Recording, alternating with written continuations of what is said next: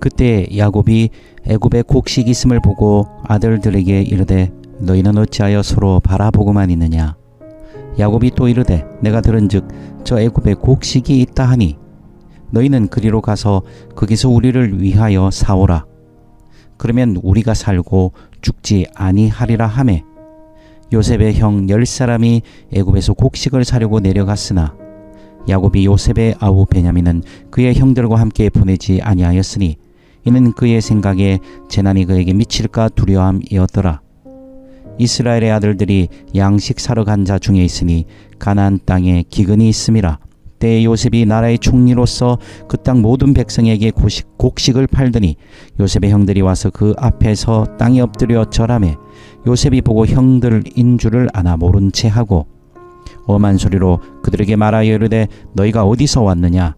그들이 이르되 곡물을 사려고 가나안에서 왔나이다. 요셉은 그의 형들을 알아보았으나 그들은 요셉을 알아보지 못하더라. 요셉이 그에게 대하여 꾼 꿈을 생각하고 그들에게 이르되 너희는 정탐꾼들이라. 이 나라의 틈을 엿보려고 왔느니라. 그들이 그에게 이르되 내 주여 아니니이다. 당신의 종들은 곡물을 사러 왔나이다. 우리는 다 한 사람의 아들들로서 확실한 자들이니 당신의 종들은 정탐꾼이 아니니이다. 요셉이 그들에게 이르되 아니라 너희가 이 나라의 틈을 엿보러 왔느니라. 그들이 이르되 당신의 종 우리들은 12형제로서 가나안 땅 한 사람의 아들들이라. 막내 아들은 오늘 아버지와 함께 있고 또 하나는 없어졌나이다. 요셉이 그들에게 이르되 내가 너희에게 이르기를 너희는 정탐꾼들이라 한 말이 이것이니라. 너희는 이같이 하여 너희 진실함을 증명할 것이라. 바로의 생명으로 맹세하노니 너희 막내 아우가 여기 오지 아니하면 너희가 여기서 나가지 못하리라. 너희 중 하나를 보내어 너희 아우를 데려오게 하고 너희는 갇히어 있으라. 내가 너희의 말을 시험하여 너희 중에 진실이 있는지 보리라. 바로의 생명으로 맹세하노니 그리하지 아니하면 너희는 과연 정탐꾼이니라 하고 그들을 다 함께 3일을 가두었더라. 아멘. 위기는 우리의 진짜 모습을 보여줄 때가 많습니다. 사람이 위기를 맞이할 때 어떤 식으로 반응하는지. 사실 우리의 진짜 모습들은 평상시엔 잘 드러나지 않죠. 어려움, 고통과 선택의 순간에 무엇을 하는지를 보면 그 사람이 가지고 있는 진짜 본심들이 드러나기 마련입니다. 기근이 왔습니다. 7년의 기근은 애굽에만 있는 것이 아니라 온 땅으로 확산되어서 근동지방 일대 전체가 기근과 흉년에 시달리게 됐습니다. 기근이 왔기에 바로 야곱도 이 기근에 시달리게 되는 것이죠. 그래서 1절에 보면 야곱이 애굽에 곡식이 있다는 것을 알고 있다고 얘기합니다. 즉 기근이 와서 먹을 것이 없는데 애굽에 곡식이 있다는 것을 깨닫고는 이제 자식들에게 얘기하죠. 뭐라고 얘기했습니까? 너희는 어찌하여 서로 바라보고만 있느냐. 이게 뭔 말이죠? 아니 이렇게 쳐다보고 있으면 해결되니? 애굽에 곡식이 있다잖니. 내려가서 사오너라. 이렇게 쳐다보면 뭐가 해결되니? 서로 멀뚱멀뚱 쳐다보고 있었던 것입니다. 그래서 이 형제들이 왜 애굽에 곡식이 있었다는 것을 알면서도 안 내려갔는지 몰랐는지 그런 분간할 수 없지만 아마 알았겠죠. 야곱도 알고 있으니까. 알았는데도 안 내려간 것은 뭔가 찜찜해서일 수도 있죠. 찜찜해서 애굽으로 팔려간 요셉을 기억하고 뭔가 정작 이렇게 나가지 못하는 그런 마음들을 가지고 있는지도 모르겠습니다. 어쨌든 이 야곱의 아들들은 문제를 해결할 생각이 없습니다. 그래서 야곱이 채근해서 아들들에게 양식을 사오라고 합니다. 그래서 사오라고 하니까 가겠다고 해서 이제 갑니다. 근데 3절에 보면 이 아들 중에 이제 요셉은 지금 자리를 비우는 상태니까 11아들이 남아있을 텐데 10아들만 보냅니다. 10아들만 보내면서 곡식을 사러 보내는 것이죠. 누구를 남겼습니까? 4절에 보니까 베냐민을 남겼습니다. 그러면서 야곱의 속내가 나오죠. 야곱이 베냐민을 남겨둔 이유는 그겁니다. 이는 그의 생각에 재난이, 이 4절요. 그의 생각에 재난이 그에게 미칠까 두려움이었더라. 이 야곱의 속내를 여러 가지로 일부러 분석할 리는 없지만 저도 한 2가지로 봅니다. 첫째, 이 열한 형제, 즉 야곱 이 요셉은 이미 죽었고 이 야곱의 이 보니까 10명과 즉 라헬의 아들에 대한 이 다른 그 아들들의 모습들이 이게 뭔가 석연찮다는 것도 느꼈을 거예요. 그래서 베냐민을 딸려 보내면 혹시 요셉과 같이 어려움을 겪지 않을까라는 이런 생각을 했을 수도 있고요. 두 번째는 편애죠. 여전히 편애하고 있는. 그게 사실 고생길이거든요. 어디 옆에 뭐 여기서 옆에 홈마트 뭐 홈플러스나 요 근처 마트 가서 뭐 사오는 거 아니잖아요. 근동지방에서 애국까지 내려가야 되는 그 긴 여정, 또 무슨 뭐 기차 타고 가는 것도 아니잖아요. 차 타고 가는 것도 아니고. 이 10명 아들 다 보내는 이유도 뭐냐면 양식을 많이 가져와야 되니까. 많은 인원들이 가서 그 많은 것들을 가져와야 되니까. 근데 중간에 도적이 있을 수도 있고. 기근이 온 땅에 임했다는 것은 뭡니까? 어디서든지 도적이 나타날 수 있다는 거잖아요. 그러니까 그렇게 야곱의 이 10아들만 보내는 이유는 베냐민은 살려야겠다는 베냐민에 대한 편애, 집착인 거죠. 기근이 왔지만 사실은 뭡니까? 야곱의 인생에서 변화가 일어나지 않는 영적 기근이 계속되고 있는 것을 보여줍니다.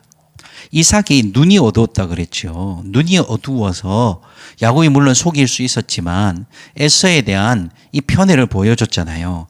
이것이 눈이 어두웠다는 것이 우리가 잘 아는 대로 그냥 요즘 뭐 눈 관리 안 하는 눈이 어두운 노안이 왔을 수도 있고, 또한 성경이 가지고 있는 이 함축적인 의미는 또 뭡니까? 노안뿐만 아니라 눈이 어두운 것뿐만 아니라 영적인 눈도 어두워졌다는 것을 의미하잖아요. 에서에 대한 집착. 누구보다도 그 집착을 잘 알고 있는 야곱이 요셉에 집착하던 이제는 베냐민에 집착합니다. 그의 눈이 어두워진 것이죠. 그래서 이 본문에서 저는 우리가 좀 생각할 것이, 야, 기도하자 정말. 뭘?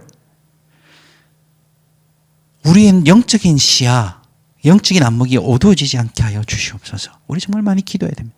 우리의 시야를 밝히는 것은 뭡니까? 우리가 뭐 눈에다가 뭐 다른 걸 해서 그런 게 아니라 하나님의 말씀을 읽고 하나님의 말씀을 묵상하고 하나님의 말씀에 순종하는 가장 기본적인 것들을 하지 않으면 점점 어떻게 될 것 같아요? 영적인 시야가 흐려질 겁니다. 이 야곱같이 영적인 안목이 어두워지면 안 되겠다.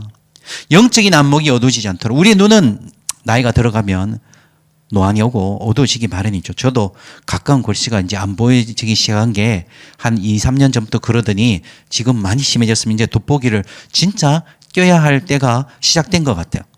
예. 근데 영적인 안목은 어두워지면 안 되는 거잖아요. 영적인 안목이 어두워지지 않기를. 그래서 야곱은 10아들을 내려보냅니다. 그래서 아들이 양식을 사러 내려가지요. 그때 6절에 보니까 요셉은 여전히 총리로서 이제 백성들에게 곡식을 팔고 있었습니다. 그런데 요셉의 형들이 갑자기 나타납니다. 요셉이 얼마나 놀랐을까요?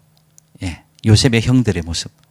이 요셉이 17세 청소년기였으니까 물론 뭐 요즘 17세면 거의 다 컸지만 그래도 조금 차이가 있잖아요. 30세가 된 요셉을 못 알아볼 수는 있어요. 그러나 이미 형들은 나이가 좀 더 있었기 때문에 형들의 모습은 확인했을 것 같아요. 그리고 또한 요셉은 신분 상승해서 옷이 바뀌었기 때문에 또 많은 치장들을 하고 막 그러잖아요. 그러니까 요셉의 형들은 요셉을 알아보지 못하지만 요셉은 자기 형은 알아봅니다. 참 깜짝 놀랐을 거예요.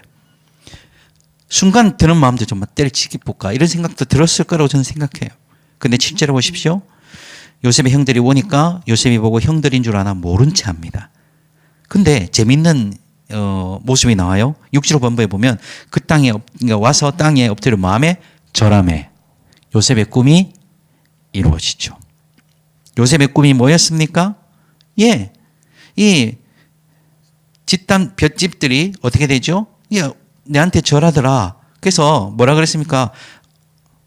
형들이 싫어했죠.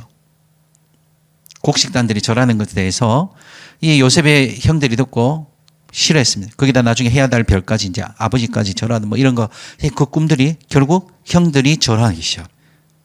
그때 요셉이 소름이 안 돋았겠어요. 이게 이렇게 이루어지는구나. 하나님의 계시가.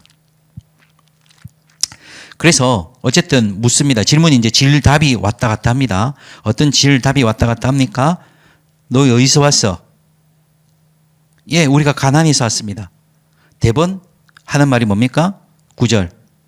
너희 첩자지. 왜 이런 게 가능할까요? 계속 우리가 보면 계속 첩자지 너희 정탐꾼이지 스파이지라고 계속 요셉이 질문하거든요. 보고 있으면 야, 질린다. 요셉 진짜 뒤끝 장렬 아이가? 야, 이런 식으로 진짜 복수를 해도 이런 식으로 하는구나. 이렇게 보여줄 수 있는데 그게 아니에요. 당시 애굽 땅뿐만 아니라 그 주변에 모두 기근이 있었기 때문에. 근데 어디에만 양식이 있었다? 애굽에 양식이 있었어. 즉 애굽은 식량 전쟁에서 승리한 승자입니다. 그죠? 그렇기 때문에 주변 국가의 공격과 주변 국가의 책략에 언제든지 휘말릴 수 있는 위험에 노출되어 있었습니다. 그래서 첩자, 실제로 스파이들이 많았을 것이고 애굽의 상황을 파악하고 애굽의 약점을 간파하기 위해서 보내진 수많은 첩자들이 있었거든요. 그렇기 때문에 요셉의 말은 결코 억지나 강변은 안 해요. 그러나 물론 이제 요셉은 계속 이제 형들을 그렇게 몰아가고는 있지만 그 자체가 무리수가 있는 발언은 아니라는 거죠. 그래서 첩자지 하니까 의대에 아닙니다. 그럽니다. 그래서 뭐라 그럽니까? 10절에 보십시오. 그들이 그에게 이르되 내 주여 아니니이다. 내가 당신의 종들은 곡물을 사러 왔습니다. 우리 양식 사러 왔다니까 무슨 첩자 말씀이십니까? 오, 아닙니다. 그러니까 또 요셉이 또 얘기합니다. 요셉이 그들에게 이르되 14절 내가 너에게 이르되 너희는 정탐꾼이라 한 말이 이것이니라 하면서 너희 정탐꾼 맞아. 12절에도 너희가 이 나라의 틈을 엿보러 왔다. 야, 이래 되니까 이제 이 요셉의 형들은 이제 갈피를 잡지 못합니다. 큰일 난 것이죠. 당시 첩자는 뭐 요즘처럼 재판하고 이런 거 없잖아요. 그냥 적결 처벌인 것이죠. 간첩인 걸 알게 되면 그냥 그날 그대로 죽는 겁니다. 괜히 이거 뭐 양식 가지러 왔다가 여기서 인생 끝나는 것이죠. 그래서 계속 요셉은 확증 편향처럼 넌 첩자야. 넌 첩자 맞아. 첩자야. 계속 몰아갑니다. 그러면서 요셉의 형들이 이제 말을 꺼내는데 잘 보십시오. 13절. 물론 11절에 됐어요. 11절에 보니까 우리는 다 한 사람의 아들로서라고 했습니다. 우리가 한 사람의 아들로서 이 말이 뭡니까? 우리 10명은 다 한 가족입니다. 그것이 13절에 다시 뭐라고 되죠? 우리는 12형제였습니다. 그리고 우리는 다 가족입니다. 12형제로서 한 사람의 아들입니다. 우리는 12형제와 가족이었습니다. 뭔가 요셉이 들었을 때 구토가 나오지 않을까요? 우리 가족이었다고? 그래서 날 죽이려 한 거야? 그래서 나를 팔았어? 이런 생각이 들지 않겠습니까? 요셉의 형들의 말 속에 담겨 있는 이 우리는 가족이라는 말, 요셉의 형들의 본 모습을 드러낸 것이죠. 그리고 요셉의 형제들의 죄가 무엇인지 드러난 것입니다. 우리는 한 가족이었는데 가족이 서로를 죽이려 하고 가족이 서로를 팔아먹은 아주 추잡한 죄를 저질렀다는 것을 자신의 입으로 시인하고 있는 것입니다.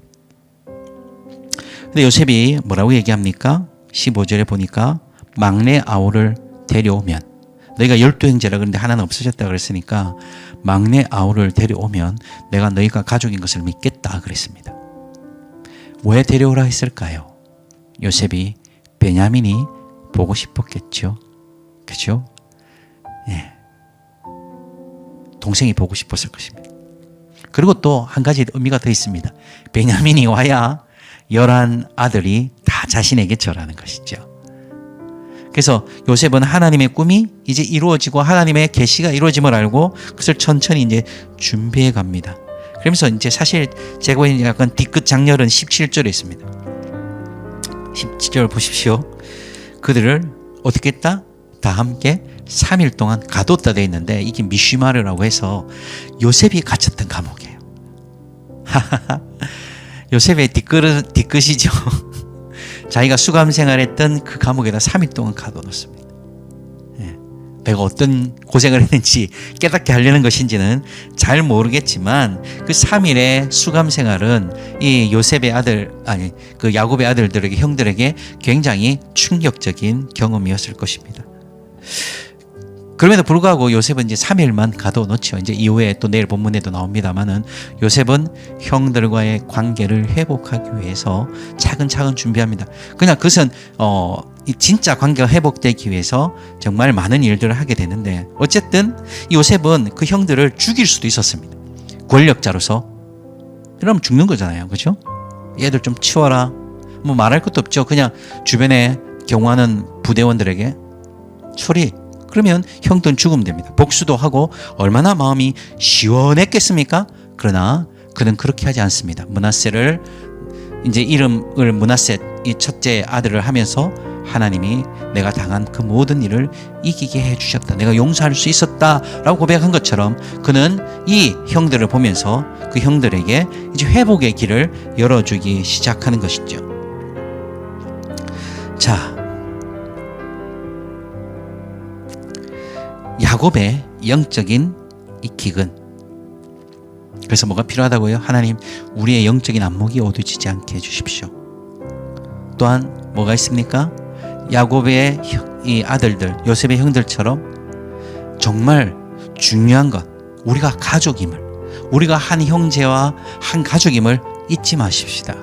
요셉을 없애면, 요셉을 죽이면, 요셉이 사라지면 행복할 것이라고 생각했던 그들의 실수가 오늘 우리 속에서 재현되지 않도록 우리가 우리의 가족들을 소중하게 여기도록, 우리는 한 형제입니다, 한 사람의 아들입니다 라고 말하면서 결국 자신들의 죄를 적나라하게 고백하고 있는 그들의 모습에서 우리 자신을 돌아보십시다. 혹시 우리도 요셉을 정하고 한 사람을 정죄하거나 한 사람에 대한 마음이 있다면 우리가 서로 용서하는 일들이 있기를 원합니다.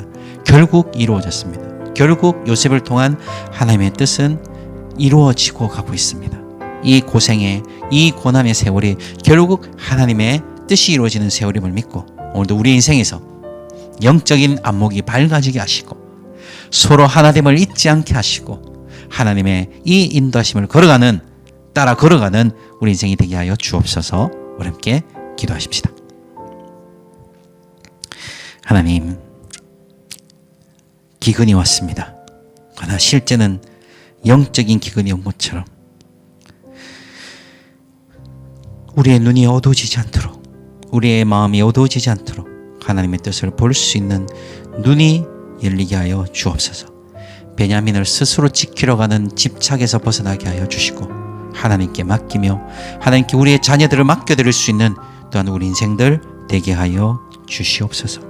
주님, 아버지, 세월이 지나서야 우리가 한 사람의 아들들이라고 고백하는 이 요셉의 형들, 주님, 우리가 서로에게 얼마나 필요한 존재며 아버지, 우리가 서로가 달라도 서로에게 얼마나 아버지 귀한 존재인지, 우리가 서로 지체됨과 가족됨이 얼마나 아름다운 것인지 잊어버리지 않게 하여 주옵소서. 깨어지고 무너진 관계들이 회복되는 은혜가 있게 하여 주시옵소서. 감사합니다. 오늘 하루도 지키신 하나님을 찬양하며 예수님의 이름으로 기도합니다. 아멘.